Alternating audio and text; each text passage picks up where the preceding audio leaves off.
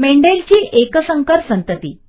मेंडेलने जे प्रयोग केले त्यात विरुद्ध लक्षणांची एकच जोडी असलेल्या वाटाण्याच्या झाडांमध्ये संकर घडवून आणला. अशा प्रकारच्या संकराला एकसंकर म्हणतात. एकसंकर गुणोत्तरांचा अभ्यास करण्यासाठी आपण लाल फुले येणाऱ्या व पांढरी फुले येणाऱ्या वाटाण्याच्या झाडांचे उदाहरण विचारात घेऊ.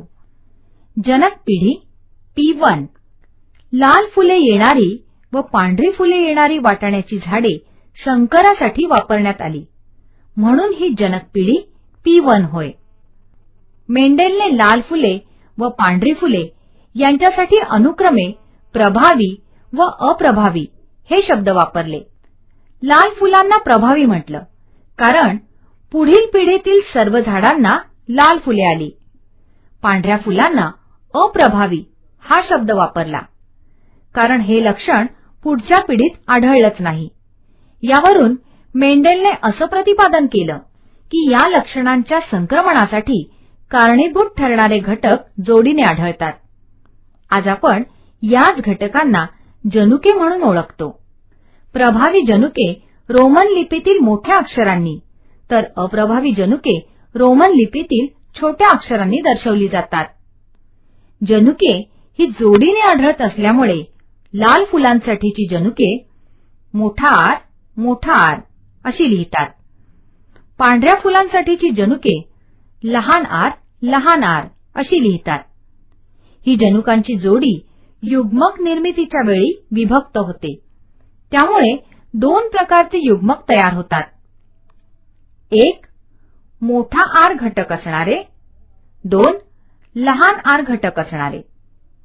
यापुढील पिढी जी जनक पिढी P1 पासून तयार होते तिला पहिली संतानीय पिढी F1 पिढी असं म्हणतात. पहिली संतानीय पिढी F1.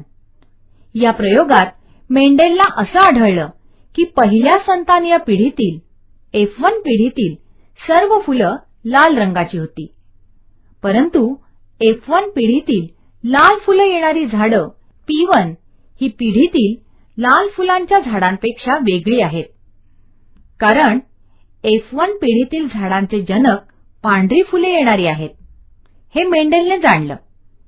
F1 पिढीतील निरीक्षणावरून लाल फुलांचा घटक हा पांढऱ्या फुलांच्या घटकापेक्षा प्रभावी असतो असा निष्कर्ष मेंडेलने काढला. F1 पिढीतील झाडांना लाल फुलं आली तरी त्यांच्यात पांढऱ्या फुलांसाठी कारणीभूत ठरणारे घटकही होते. म्हणजेच F1 पिढीतील झाडांची स्वरूपविधा लाल असली तरी जनुकविधा मिश्र स्वरूपाची आहे. स्वरूपविधा म्हणजे सजीवाचे बाह्यरूप किंवा सजीवातील दृश्य वैशिष्ट्ये.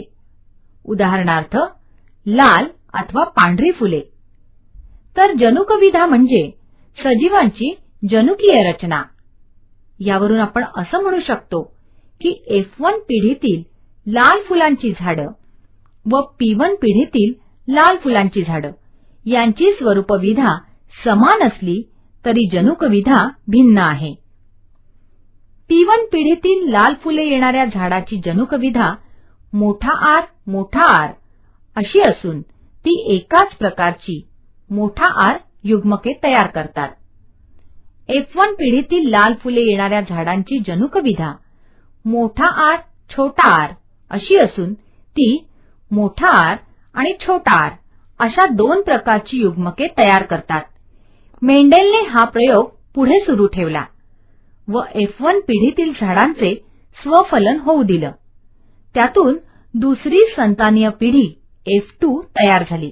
दुसरी संतानीय पिढी F2. दुसऱ्या संतानीय पिढीत लाल फुले येणारी व पांढरी फुले येणारी अशी दोन्ही प्रकारची झाडं होती.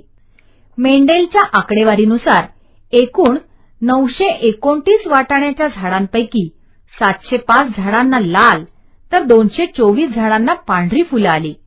म्हणजेच या झाडांचं स्वरूपविधा गुणोत्तर जवळपास 3 लालांना 1 पांढरा व जनुकीय गुणोत्तर 1 मोठा आरास, 2 मोठा आर छोटा आरास, 1 छोटा आर असं आहे.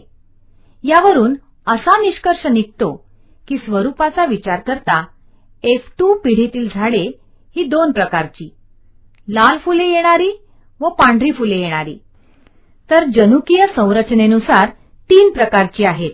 हे प्रकार पुढील प्रमाणे: A. F2 शुद्ध प्रभावी, मोठा R, लाल फुलांची निर्मिती, समयुग्मनजी. B. F2 शुद्ध अप्रभावी, छोटा r, पांढऱ्या फुलांची निर्मिती, समयुग्मनजी. C. F2 मिश्र लाल, मोठा R, छोटा r, लाल फुलांची निर्मिती, विषमयुग्मनजी. तक्त्याच्या आधारे उंच मोठा टी आणि बुटकी छोटा टी वाटाण्याच्या झाडांचा एक संकर दर्शवा. उंच मोठा टी व बुटक्या छोटा टी झाडांमधील एक संकर पुढील प्रमाणे दर्शवला आहे. F1 पिढीमध्ये उंच व बुटका ही दोन्ही लक्षणे आहेत. हे तुम्ही कसं शोधाल? उत्तर: F1 पिढीचं झाड उंच आहे. F1 पिढीच्या झाडाची उंची P1 पिढीच्या झाडांच्या उंचीपेक्षा वेगळी आहे. कारण F1 पिढीच्या झाडांचे जनक बुटके आहे. F1 पिढीच्या परिणामावरून असा निष्कर्ष काढण्यात येतो की F1 पिढीमध्ये उंच व बुटकेपणाची दोन्ही युग्मके आहेत, पण उंचपणा हा बुटकेपणापेक्षा जास्त प्रभावी असल्याने त्याची लक्षणं F1 पिढीमध्ये दिसतात. या संकराचे जनुकविधा व स्वरूपविधा गुणोत्तर लिहा. उत्तर: जनुकविधा गुणोत्तर 3 उंचीस 1 बुटकी. स्वरूपविधा गुणोत्तर 1 मोठा टीस 2 मोठा टी छोटा टी